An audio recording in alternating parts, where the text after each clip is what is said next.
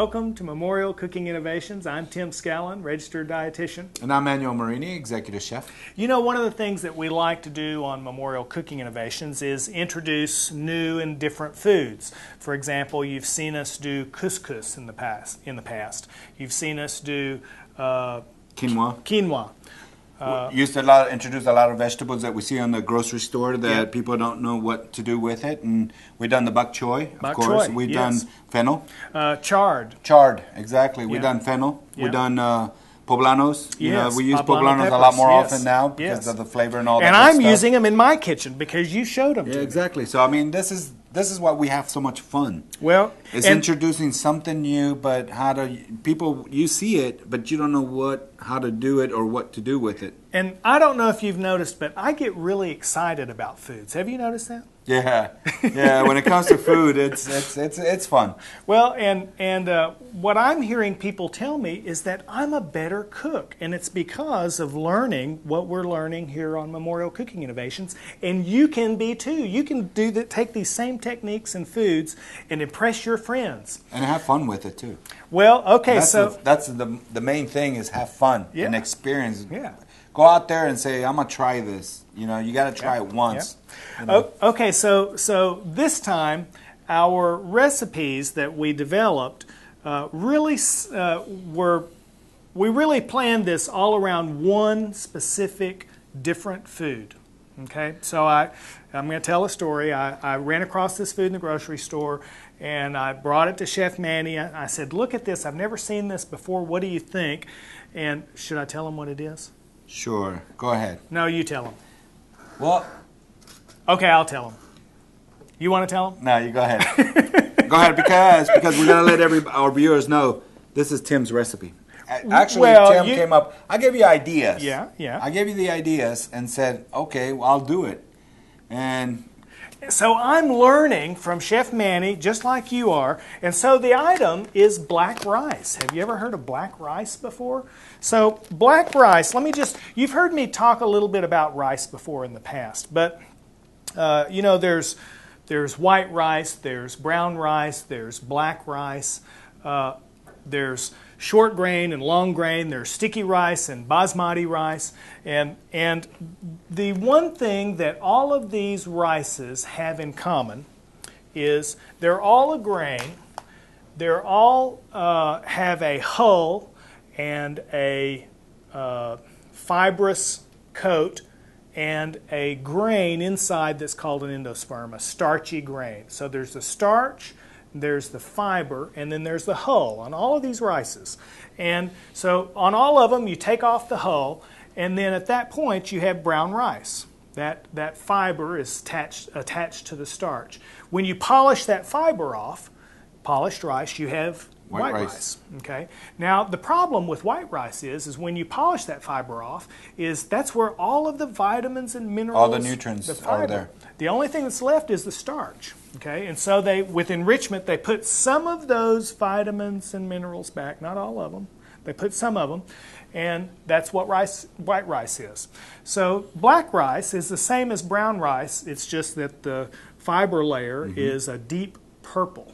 And so today we get to play with black rice. So tell us about the recipe Well, so Tim brought it to me and he said, what can I do with this? And we talked about, you know, what's the flavor like? I haven't experienced it either myself. Seeing pineapple. When I saw this purple color, I thought, wouldn't that be great with pineapple? And of course, you know, in Oriental cooking, we put fruits with rice. In it, yeah, and it very nice. So we said, why not do add some pineapple, maybe a nutty flavor, even though the wild rice does have its own nutty flavor. Yep. Let's add a little maybe nuts or almonds or, you know, just whatever you have available. Yep. We're using almonds today. Yep. And then we have some raisins to sweeten it up a little bit. Sometimes if we use a fresh pineapple like we're going to use today, sometimes they're not as sweet. But can you use canned pineapple? Sure. Yeah.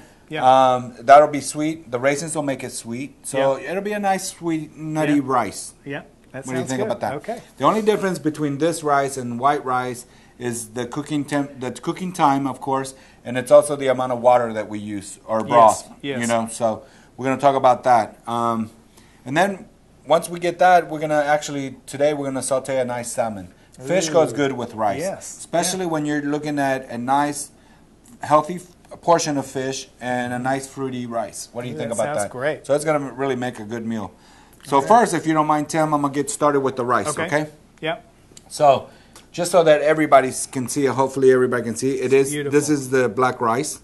It's very nice. So, the process is going to be, it's 1/3 cup of water. Okay. With one cup of rice, 1 1/3 cup of water. There you go. Yeah. Sorry, So 1 1/3. Instead of doubling like we normally do in rice, it's a little less than double. It's a little less, yeah. but yeah. it's longer cooking time. And I want to point out something here because normally you see us often when we cook rice or beans, we use vegetable broth. And even in this recipe, we wrote it with vegetable broth. But this rice has such a nice nutty flavor. It's almost like you don't want to Add compete too much, with that. Yeah, because we got the other flavors that we want to combine together. Yeah. So and that's what we're going to do So we're today. choosing to use water today with this. Yeah. Okay. Normally we'd use a nice big pot for the rice, but we're just doing a nice small little portion. A small amount. Just It'll to double show. the amount, or kind of triple the amount of rice that we, with the yield of it. So we're gonna go ahead and add our rice real quick, and then we're gonna, like I said, it's usually 2 to 1 when you do the rice, but this one we're gonna cut it down a little bit. Now that it's simmering, you see that? Yep. I got a nice piece of foil. We're just going to cover it. Okay. We're going to lower the temperature and we're just going to let it cook. Yep. But do keep in mind, keep an eye on it. Though. We'll take it out a little, stir it around a little bit, and just kind of keep covering it. Okay. Okay. Okay. So we'll do that. I got a nice little foil here. We're just going to cover this and just let it steam slowly. We're going to lower our flame to a medium. Okay. Because it does take a little time. Even a low. Even a low. Would be okay. Let's start with the medium and then we'll lower it down. How's that? Okay. So. You know, Chef Manny, as a young adult in the kitchen, I never really gave a lot of thought to what kind of knife to use. I just always used the sharpest one that I had, and I never really thought that knives are designed for different purposes. And so I was thinking about this, and a lot of this I've learned from you. And so, for example, people think that if I want to equip my kitchen well for cooking, because I've been watching Memorial Cooking Innovations and I'm learning, so I need to go get an expensive multi-knife set.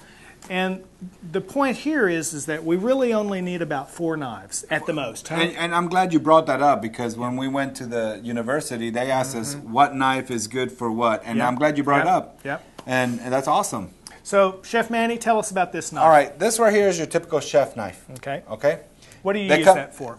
Well, go ahead. I'm sorry. They come in different sizes. They got an 8-inch, a 10-inch, a 12-inch. Okay. The bigger the hand, depending on, you know. Okay.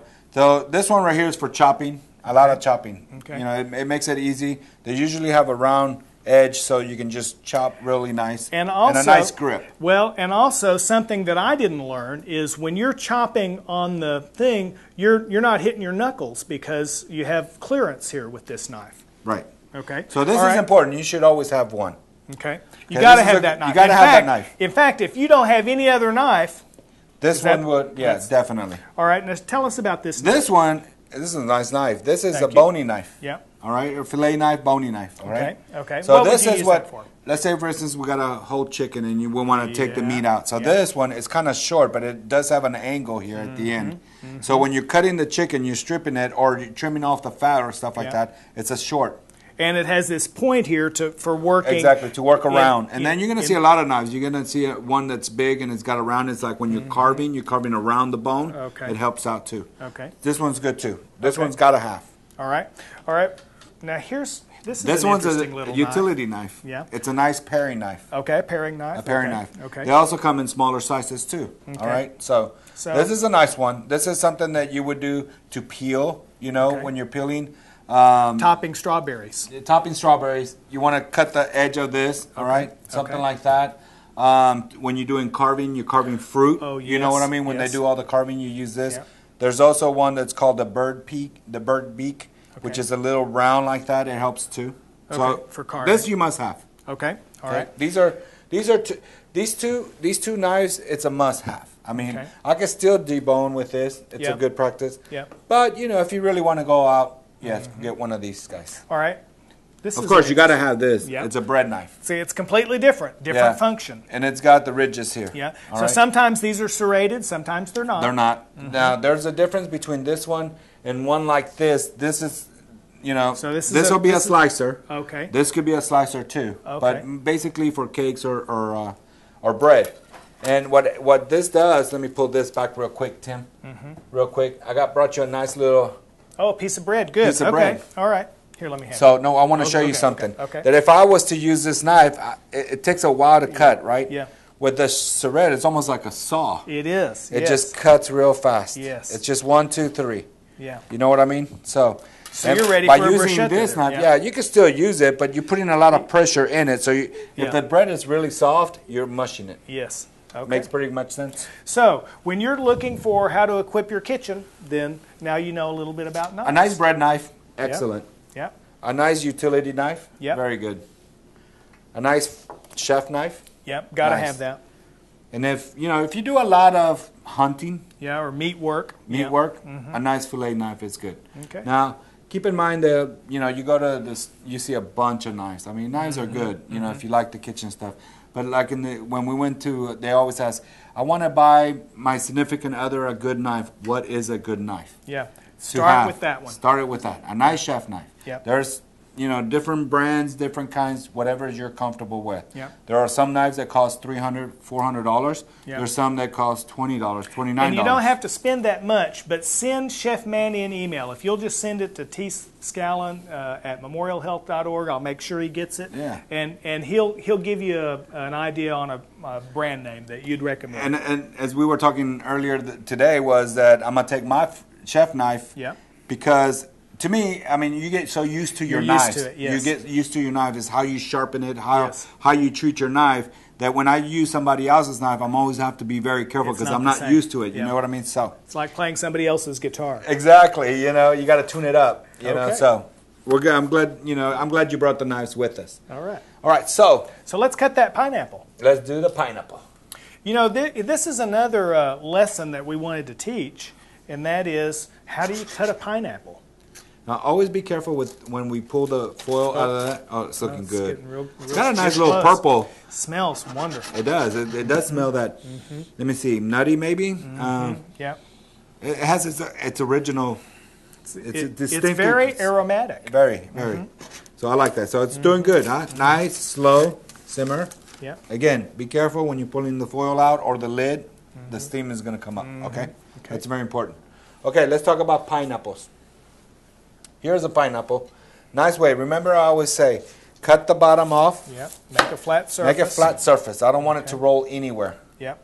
Okay. Then we're going to twist it to the other end. Okay.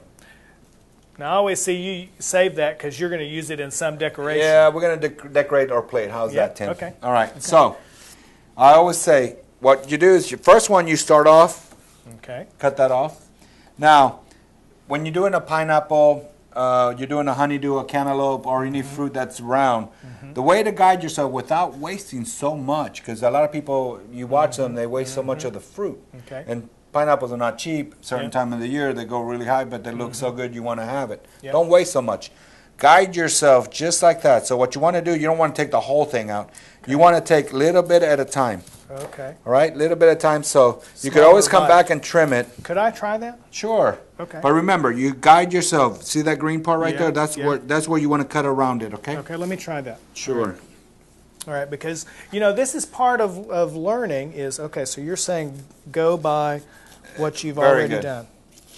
That's okay, I got a little too much. But on the bottom, it takes a little practice. Yeah.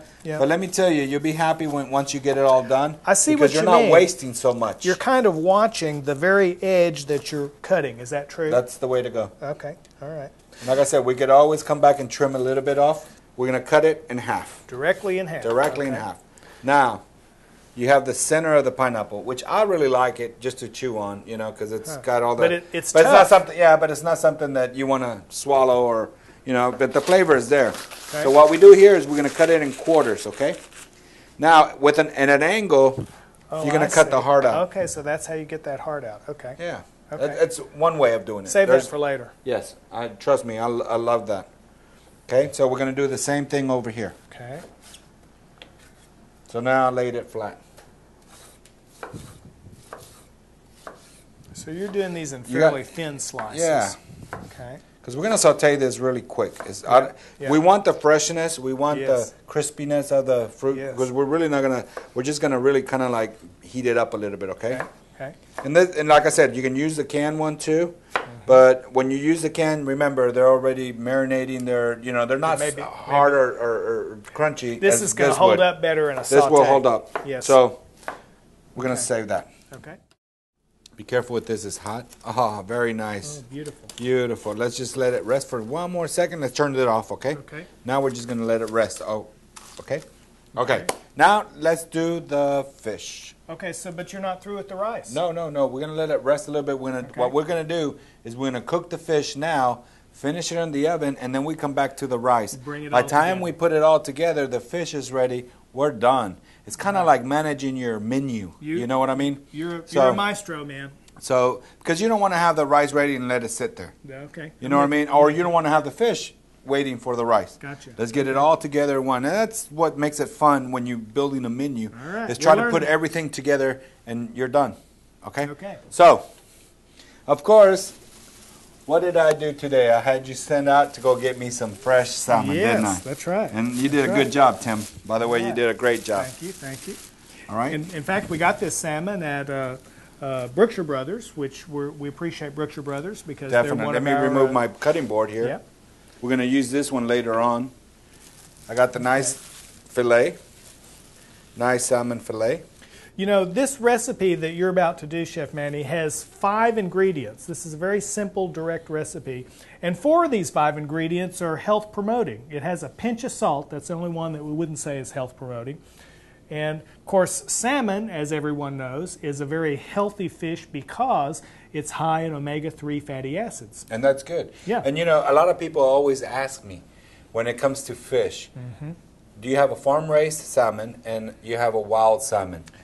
What's the difference? What's the difference? Well, the quick answer on that is they're both a significant source of omega-3 fatty acids, healthy fat, which lowers our bad cholesterol, raises our good one. Now, people will say that the wild salmon, the wild Alaskan salmon, is better, and they're right about that. But both of them are still healthy foods, so don't not eat salmon because it's not wild Alaskan. Yeah.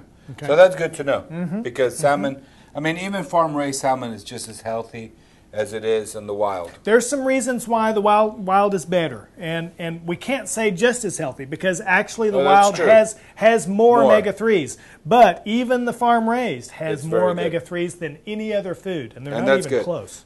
This is a nice chunk of salmon, and you said we can only use a pinch of salt, and we are going to do that. Yeah. We're going to put a little salt here, okay? Not much. Okay. Okay? And then we're going to add a little bit of black pepper, okay, Tim? Okay. Something simple. All right. Beautiful. I'm going to add a little bit of olive oil, Tim. Okay. All right.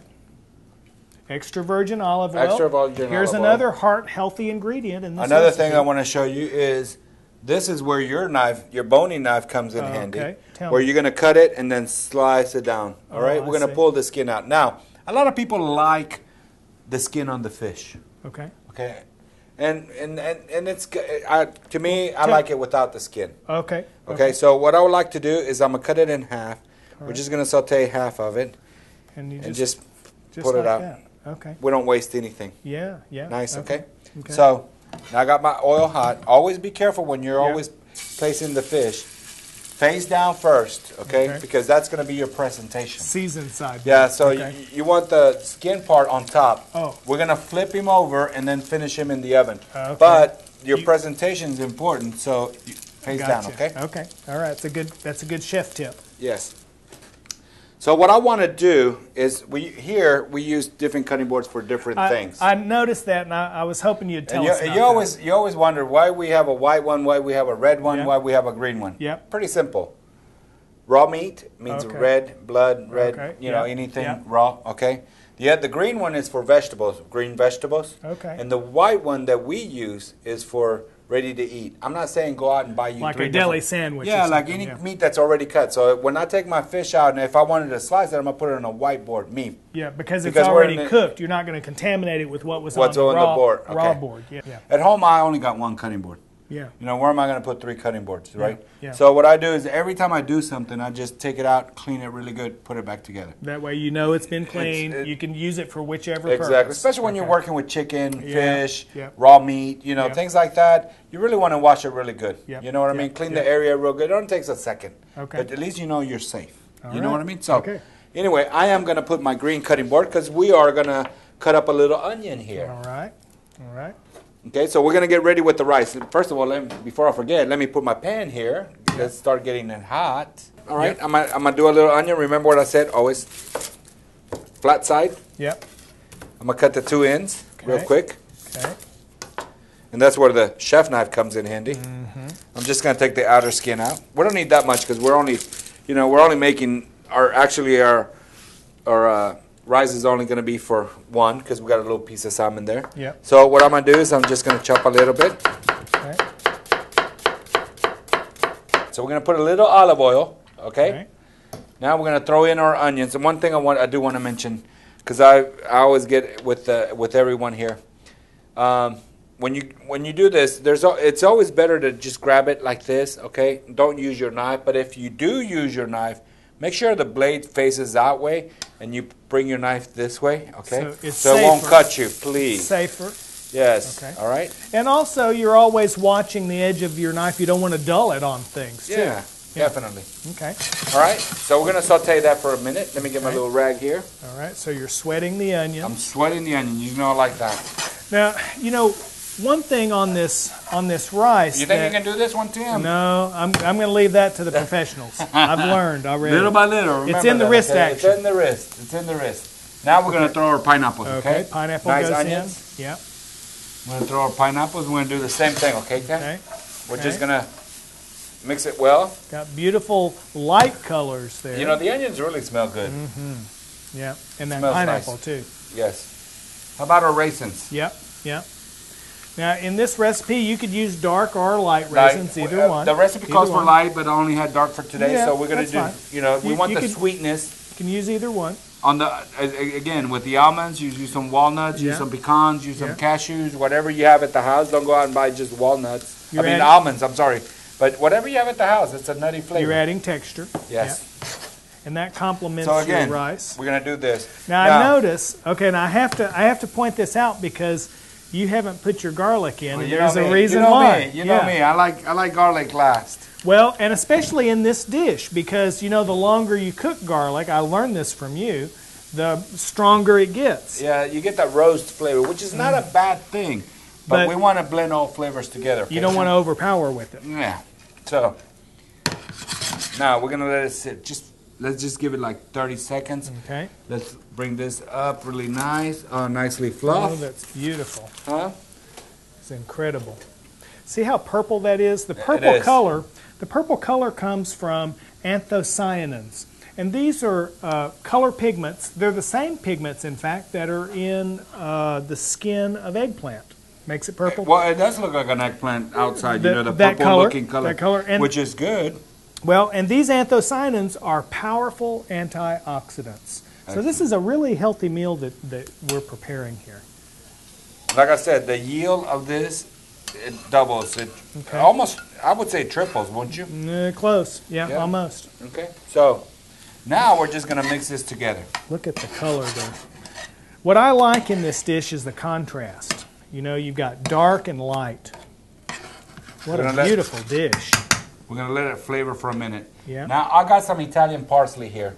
You know, you've got me on parsley. Yeah, regular parsley, Italian parsley. I like the Italian parsley, thick, green, bigger leaves. All right, we're just going to chop a little bit. We're going to add it last because we want that color too. Okay.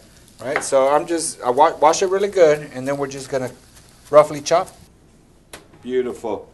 Okay, now I want to come back to that question that you said I had to wait for, and that is, how do you tell when fish is done? Okay, there are various ways to do it. So. Okay. All right. But give me the quick answer. The quick answer, let me get it out of there so people can see. Yeah. Hold on, it's so good. Okay, here we go, Tim. Let me put this up. One way of doing it is to look at the flakes, okay? Okay, see if it flakes. See if it flakes. And that's just with the fork. I got my knife here. Okay. And just see if, hold it and just see how it's flaking. And it looks done. You can tell. Another one. It'll peel apart. It'll flake. Yeah, definitely. Okay. Another one would be to touch the thickest part. Okay. All right? So if it's nice and bouncy, see how it falls apart? Okay, yes. Beautiful. Okay. Okay. Now, think about this. Nowadays, it used to be like fish. You couldn't eat it because raw. Yeah. But because sushi and most of them are farm raised or protected here in the U.S. especially, I mean, you can actually medium rare, depending on how. So it's not like we have to cook it all the way like we did in the past. Like we used to. Yeah. Remember? Okay. So we really don't have to. So what you're saying is sometimes how do you tell when it's done? It depends on what you're doing. Exactly. It depends on the fish and the dish and. What we're going to do with our fish is we're going to get our rice. Oh, that smells so good, right? We're going to put it right in the center.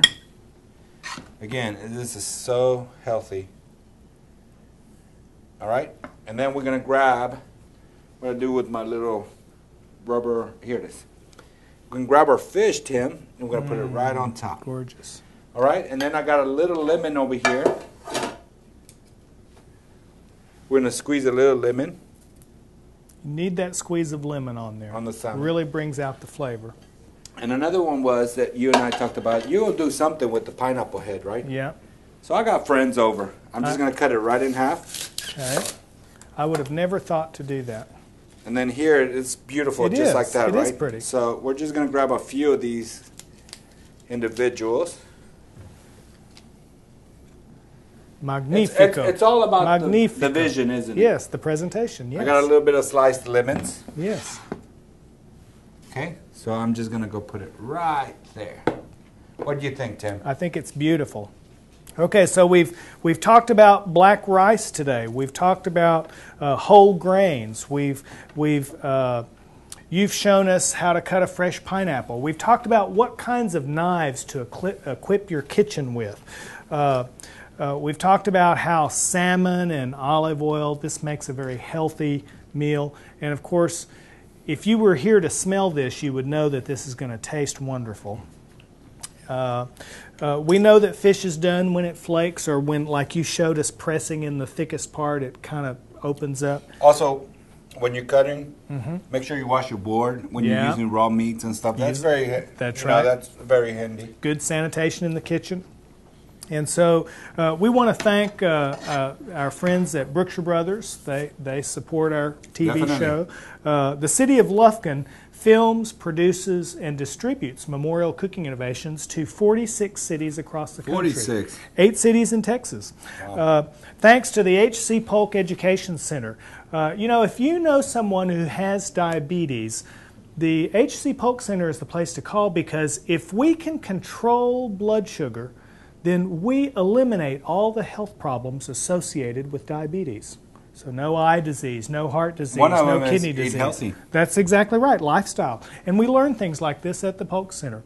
Also, Sodexo Food Service brings us Chef Manuel Marini. Marini. Yeah, and so we appreciate Sodexo. And of course, we also always have to thank you, our viewers, because you all have been sending us some very kind and thoughtful comments and appreciative comments, and it really makes us feel really special.